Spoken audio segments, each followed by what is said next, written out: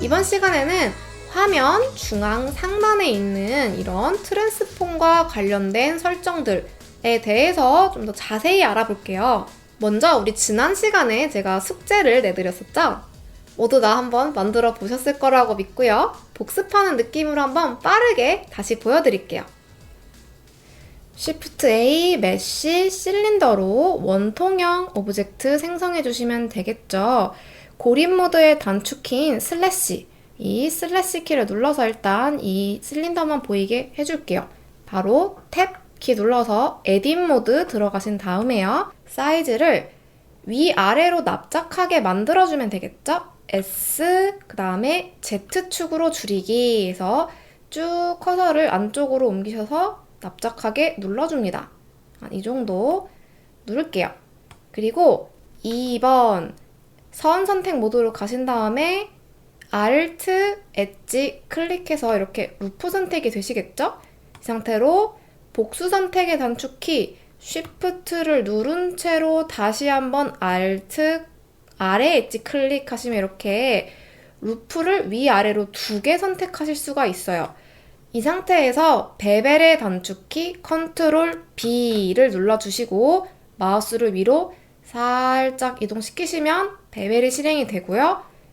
휠을 위로 한 단계 올려서 저는 이렇게 엣지 루프를 4개로 만들어서 조금 부드러운 모서리로 만들게요. 맥으로 따라 하시는 분들은 Ctrl B 대신에 Command B 누르시면 되겠죠? 이 상태에서 다시 3번 면 선택 모드로 바꾸시고 여기 안쪽 페이스를 선택하신 다음에 인셋의 단축키 I 누른 다음에 이렇게 면을 안쪽으로 이렇게 넣어서 옆을 감싸는 이런 프레임이 생겼죠? 좀 스케일이 큰 것 같아요. 그러면 스케일을 하시는데 지금은 일단 높낮이가 없는 면이기 때문에 그냥 줄이셔도 이렇게 높이차 없이 줄어들게 됩니다. 이 상태에서 전체 선택의 단축키 A를 누르신 다음에 복제의 단축키 Shift D를 눌러서 곧장 Z축을 눌러주시면요. 복제와 이동이 동시에 일어나게 됩니다. 복제 후 이동이라고 보시면 되세요. 그래서 Z키를 눌렀고요. 높이를 적당히 지정하고 클릭해서 확정을 할게요. 그 다음에 지금 이 페이스와 이 페이스 이렇게 2개를 연결하고 싶은데 방향이 다르잖아요. 그럼 다시 제가 지금 선택이 풀렸는데 Ctrl Z를 하시면 선택도 이렇게 선택한 거, 선택 취소한 것도 다 액션에 들어가기 때문에 실행 취소로 다시 선택이 됐고요. 이렇게 한번 180도 돌려줄게요. 그러면은 지금 축이 Y축이나 X축 어느 쪽이든 상관없을 것 같아요.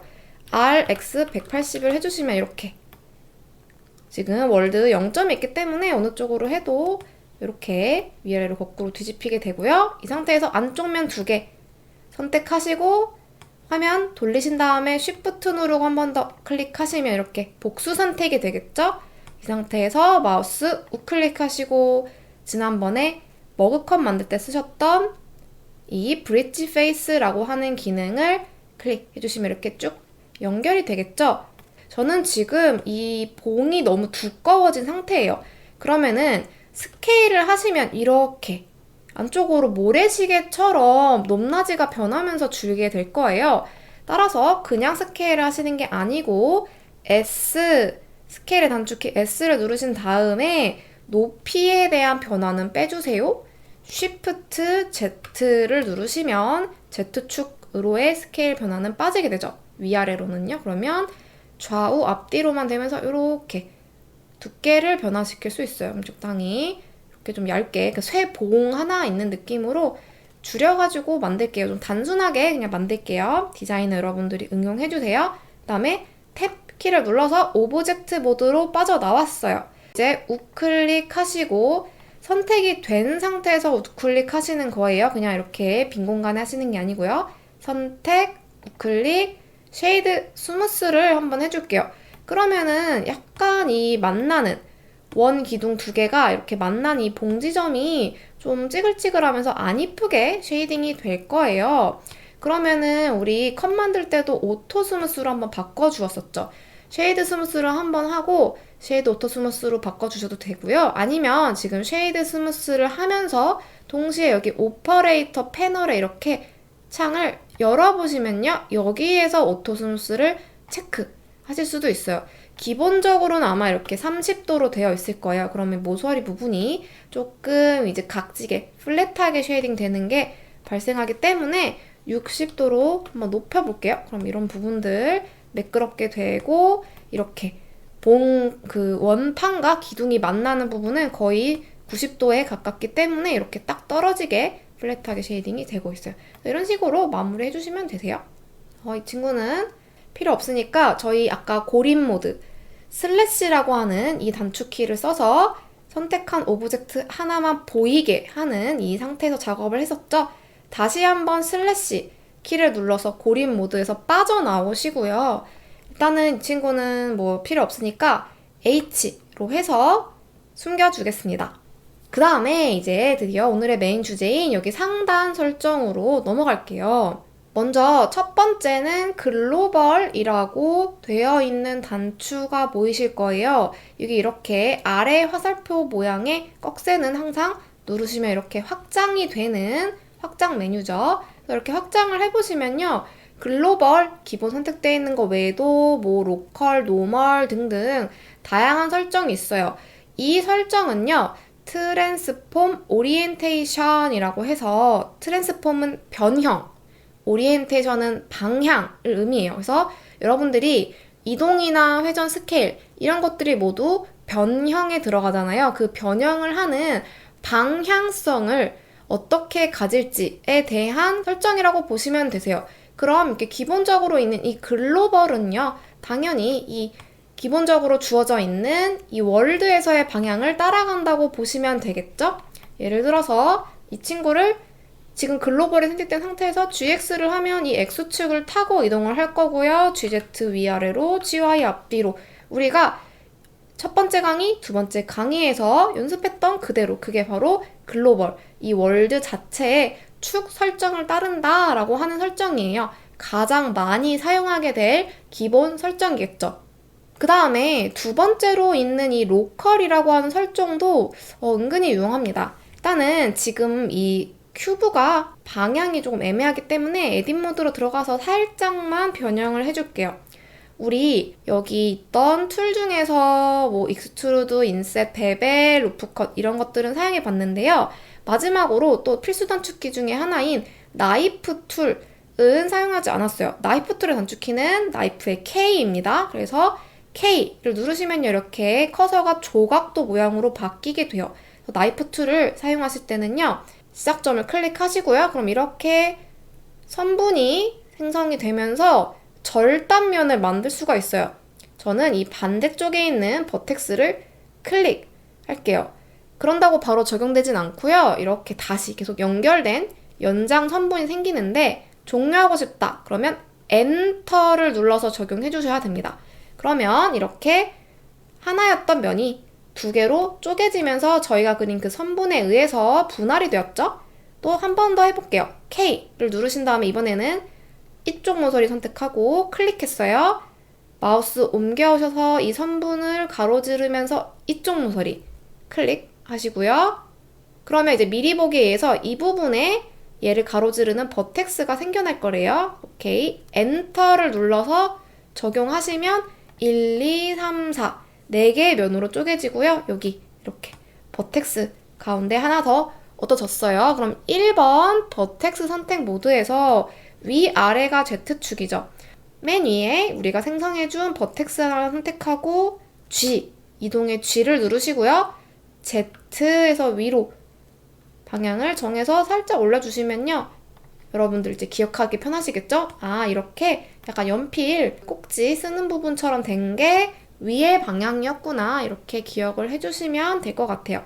그럼 다시 탭 키를 눌러서 에딧 모드에서 나가서 오브젝트 모드로 돌아왔고요. 여러분 이제 이 모양에 유념하면서 한번 로컬이라고 하는 방향도 사용해 볼게요. 로컬 방향은요. 우리가 예를 들어서 이 친구를 정면뷰 모드에서 회전의 R로 이렇게 한번 회전을 시켰다고 볼게요. 근데 만약에 여러분들이 원하는 그 변형의 방식이요. 이런 월드축을 따라가는 게 아니고 우리가 방금 만들었던 이 뾰족한 이 꼭지점에 발사하고 있는 이 방향 있죠? 이 방향으로 움직이길 원하신다면요. 그때 우리가 이 로컬이라고 하는 방향도 사용해 볼 수 있는 거예요. N 키를 눌러서 이 사이드바의 탭을 한번 열어볼게요. 그랬을 때 로테이션에 지금 정보가 변형된 게 남아있어요. 따라서 여러분이 이 오브젝트를 Alt R로 리셋을 하시면 초기에 회전하기 전 상태로 돌아가게 되죠. 그래서 회전을 시키기 전에 값이 기록되어 있다고 보시면 되세요. 그게 기준이 0인 거고요. 0에서 이만큼 지금 틀어져 있다고 볼 수 있겠죠. 이거를 아예 0으로 이렇게 딱 맞춰줄게요. 그리고 45도, Y축으로 45도가 돌아갔다라고 이제 기억을 하고 있어요. 근데 우리가 이 글로벌 축을 따르지 않고 얘가 처음에 생성됐을 때 축 있죠? 이 뾰족한 부분이 위고 이 부분이 오른쪽, 왼쪽 그 흐름을 타고 그냥 움직이고 싶으신 거예요, 여러분이. 그때 이 글로벌을 한번 로컬로 바꾼 다음에요. 이동을 해볼게요. 얘를 G, Z로 합니다. 그러면 이렇게 오브젝트 모드에서 회전을 시키기 전에 얘가 가지고 있던 그 방향성을 그대로 가지고 기억을 했다가 이렇게 이동할 수 있어요. 다음에 G, X를 해보시면요. 또 이렇게 이런 식으로 여러분들 변형시키실 일이 굉장히 많겠죠. 이렇게 그 다음에 GY는 그대로 앞뒤로 이렇게가 될 거예요. 근데 여기서 주의할 점, 우리 에딧 모드에 들어가서 이렇게 변형을 시키는 이런 부분들은요.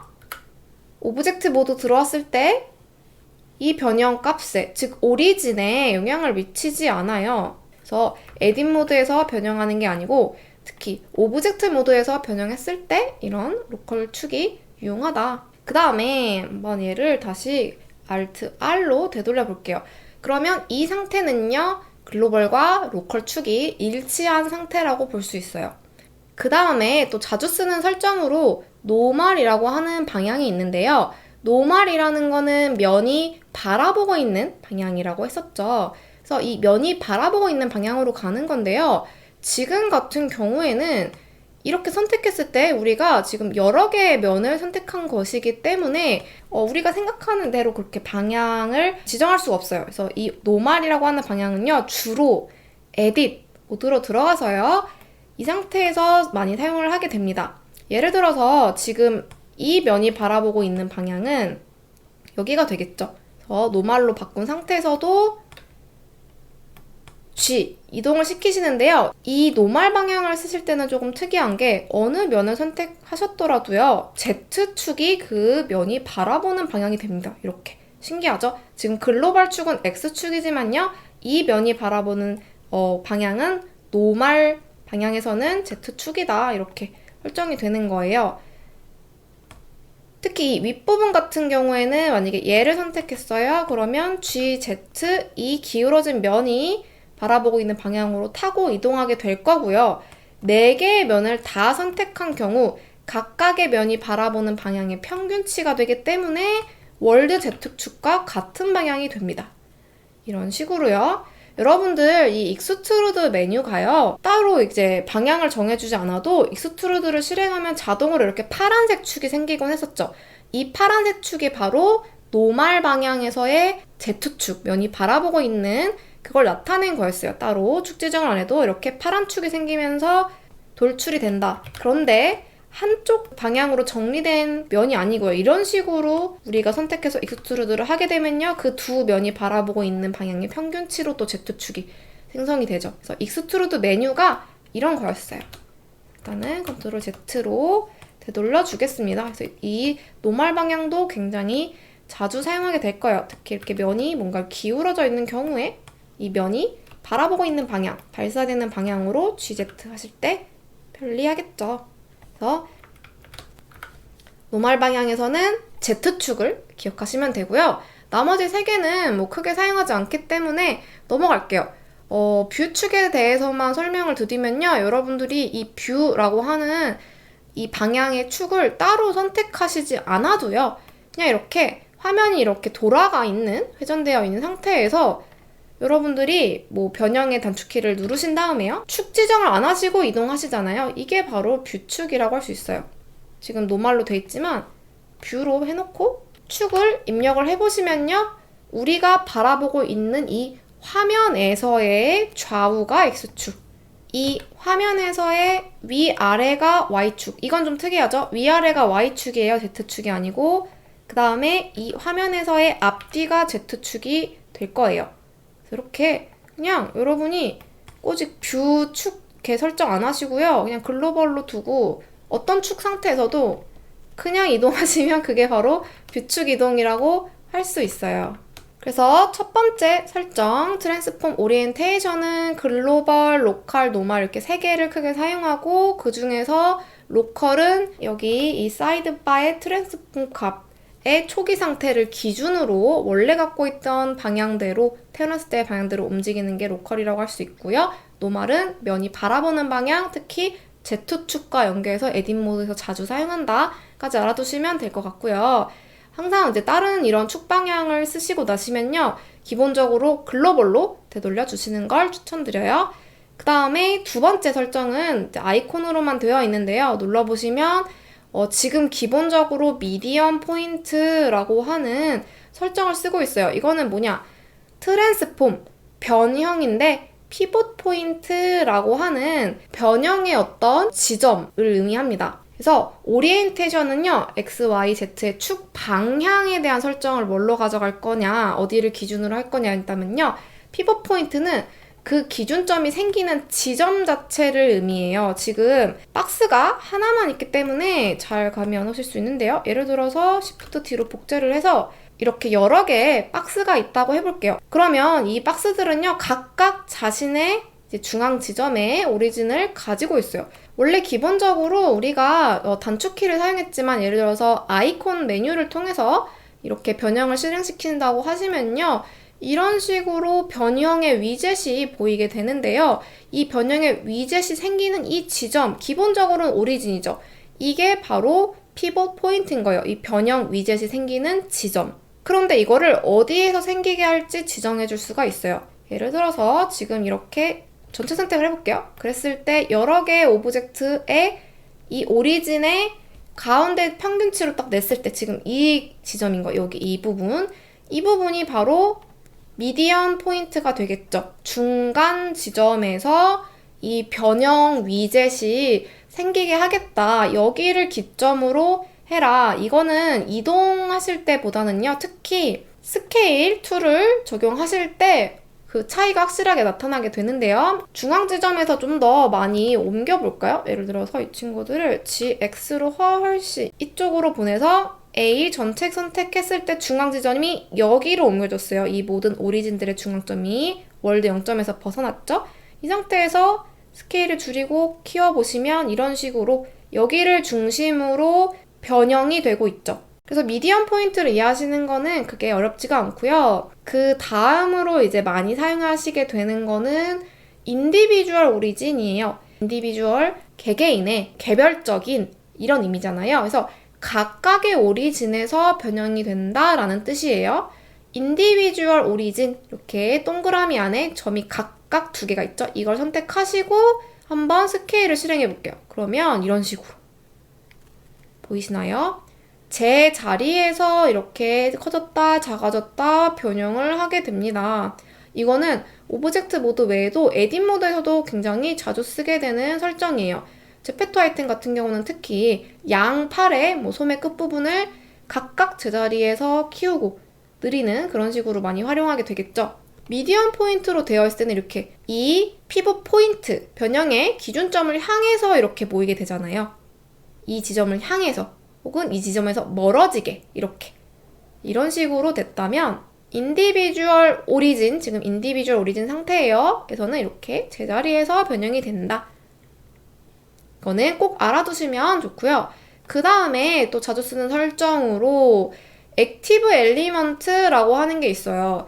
블렌더에서 액티브하다라는 거는요. 얘를 선택했을 때 지금 마지막으로 선택한 이 오른쪽 박스가 좀 더 밝은 노란색으로 테두리가 빛나고 있죠. 이렇게 마지막에 선택된 개체를 액티브한 개체다, 액티브한 상태다 라고 보는 거예요. 그래서 이렇게 마지막에 선택된 이 친구를 기준으로 이 변형 위젯이 생성되는 거, 그게 바로 액티브 엘리먼트입니다. 바꿔볼게요. 액티브 엘리먼트 클릭 하시면 바로 딱 여기 마지막에 선택된 이 상자의 오리진의 변형 위젯이 옮겨졌죠. 그러고 나서 만약에 스케일을 해보시면 여기를 기준으로 커졌다가 작아졌다가 여기로 모였다가 멀어졌다가 하면서 크기도 변하는 이런 상태가 될 거예요.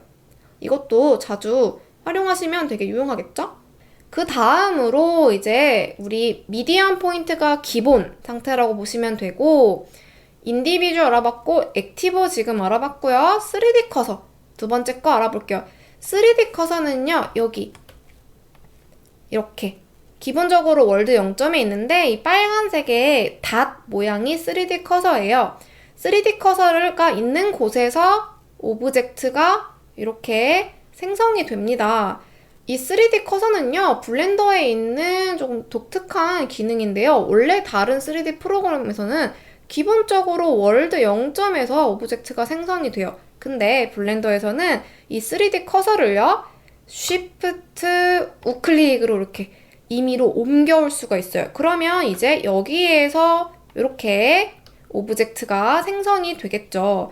이런 식으로 인위적으로 이렇게 옮겨가지고 생성점을 바꿀 수 있고요. 이 3D 커서와 오브젝트를 서로 스냅시키고 핑퐁핑퐁 서로의 위치로 보내고 붙이고 하는 그런 기능을 앞으로 많이 사용하게 될 거예요. 아무튼 이렇게 임의로 옮길 수 있는 이 3D 커서를 기준으로 하겠다는 거죠. 이 3D 커서가 있는 곳을 기준으로 움직여주세요. 예를 들어서 이 오브젝트들은 모두 이쪽에 있지만 3D 커서를 쉬프트 우클릭으로 저 멀리 배치하신 다음에 트랜스폼 피벗 포인트를 3D 커서로 설정하시고 만약에 스케일을 해볼게요. 그러면 이 3D 커서로부터 멀어졌다, 작아졌다, 멀어졌다, 작아졌다 이런 식으로 변형이 되겠죠? 그리고 이 3D 커서는요, 잘못 누르실 때가 정말 많아요. 내가 이거를 여기로 옮기려고 한 게 아닌데 쉬프트 미들 클릭이 우리 화면 패닝, 평행하게 움직이는 거잖아요. 이거를 하시려다가 나도 모르게 우클릭을 하실 때가 있어요. 그럼 이렇게 옮겨져요. 그런데 이거를 다시 월드 0점으로 되돌리고 싶으실 때는요, 커서의 C와 기능키 Shift를 같이 누르세요. Shift C 하면 이렇게 월드 0점으로 커서가 돌아가게 됩니다. 그러면 앞으로 오브젝트가 여기 월드 0점에서 생성이 되겠죠. 그래서 우리 이렇게 커서, 인디비주 오리진, 미디엄 포인트, 액티브 엘리먼트까지 4개 알아봤고요. 기본 미디언이다. 이거 기본 이 상태인 거 꼭 체크해주세요. 여러분들 뭔가 저를 따라하시는데 저랑 뭔가 작동 방식이 다르거나 화면이 다르게 보인다 하는 경우에는요, 제 화면에 이 상단 설정을 먼저 딱 빠르게 스캔해주세요. 뭐 이런 식으로 여러분들 지금 화면에 이런 부분들이 달라져 있을 수 있고요. 뭐 여기 설정이 다른 걸로 이렇게 바뀌어져 있을 수 있어요. 그럴 때는 인형새댁은 여기 이 두 번째 게 선택돼 있고 뭐 이게 켜져 있고 이거는 글로벌로 되어 있네, 이거는 점이 가운데 있는 미디엄 포인트로 되어 있네, 이런 부분들 꼭 저랑 매치를 하시면서 따라 하시면 조금 더 크게 헤매지 않고 수월하게 따라오실 수가 있어요. 마지막으로 바운딩 박스 센터가 있는데요. 이 기능은 저희가 자주 사용하진 않을 거예요. 미디엄 포인트와의 차이점을 보시자면 미디엄 포인트는 이 각각의 여러 개 오브젝트의 오리진의 평균치를 내는 거잖아요. 그래서 이렇게 예를 들어서 박스 하나가 혼자 멀리 외딴 섬으로 이렇게 가 있다고 해도 전체 선택을 했을 때 얘 하나가 나와 있는 것보다 여기에 이렇게 몰려 있는 것의 평균치가 더 크기 때문에 피벗 포인트가 좀 더 이쪽에 붙어서 생성이 될 거예요.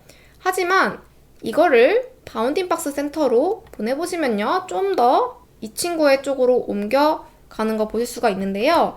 모든 오브젝트의 외곽선, 즉 실루엣을 이렇게 박스의 형태로 연결했을 때의 중간 지점이라고 보시면 되세요.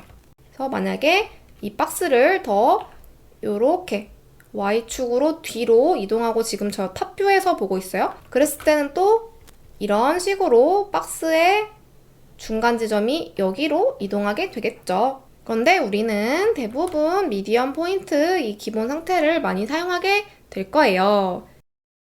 이번 시간에는 뷰포트의 중앙 상단에 있는 트랜스폼 관련된 설정들을 알아봤고요. 너무너무 중요한 개념이니까 잊을만 하면 다시 복습하러 와주세요. 그러면 이어서 나머지 설정도 알아보겠습니다. 다음 영상에서 만나요. 안녕!